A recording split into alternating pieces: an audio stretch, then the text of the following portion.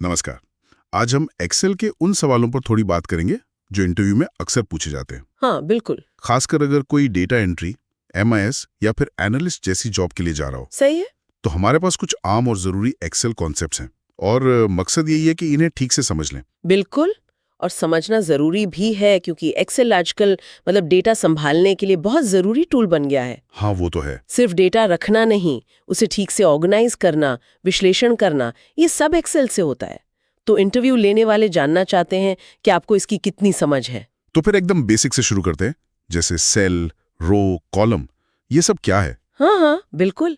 देखिए, सेल तो वो छोटा सा डब्बा है जहां हम डेटा लिखते हैं। हाँ। जैसे A1, B2 ये सब। अच्छा। रो हो गई लेटी हुई लाइंस जिन पर नंबर होते हैं 1, 2, 3 करके, और कॉलम हुए खड़े वाले जिन पर अक्षर होते हैं A, B, C। ओके, तो ये इनका मतलब स्ट्रक्चर बनाते हैं एक तरह से। हाँ, यही एक्सेल का ढांचा है। 8 सेल। हर सेल का अपना एक एड्रेस होता है, और इसी तरह वर्कबुक और वर्कशीट का फर्क भी समझना अहम है। हाँ, ये भी पूछा जाता है। वर्कबुक मतलब पूरी फाइल, बिल्कुल, जैसे एक पूरी किताब। और वर्कशीट उसका एक पन्ना। अच्छा, एक वर्कबुक में कई सारी वर्कशीट्स हो सकती हैं। हाँ बिल्कुल, अलग अलग डेटा के लिए अलग अलग शीट्स। समझ गया।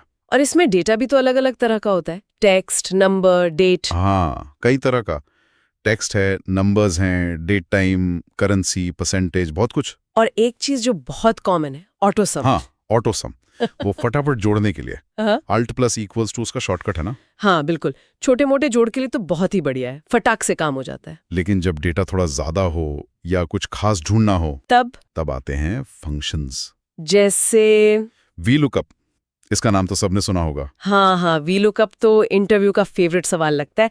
ये वर्टिकली मतलब ऊपर से नीचे देखता है ना। सही, किसी टेबल में एक वैल्यू को ढूंढकर उसके सामने वाली या उसी रो में किसी दूसरे कॉलम की वैल्यू निकाल कर देता है। इसका वो सिंटैक्स थोड़ा याद दिलाएंगी। VLOOKUP करके कुछ था। हाँ, VLOOKUP, लुकअप वैल्यू, टेबल अरे, call index number, range lookup. इसमें वो आखिरी वाला रेंज लुकअप, वो क्या होता है? उसमें अक्सर कंफ्यूजन होता है। हाँ, वो जरूरी है। ज्यादातर हमें एकदम सटीक मैच चाहिए होता है, मतलब एग्जैक्ट मैच।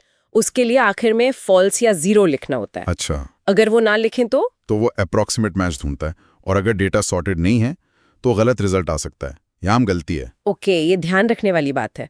और HLOOKUP, वो भी कुछ ऐसा ही है। हाँ, HLOOKUP भी सिमिलर है, बस वो हॉरिजॉन्टली मतलब बाएं से दाएं ढूंढता है। V वर्टिकल के लिए, H हॉरिजॉन्टल के लिए। क्लियर है।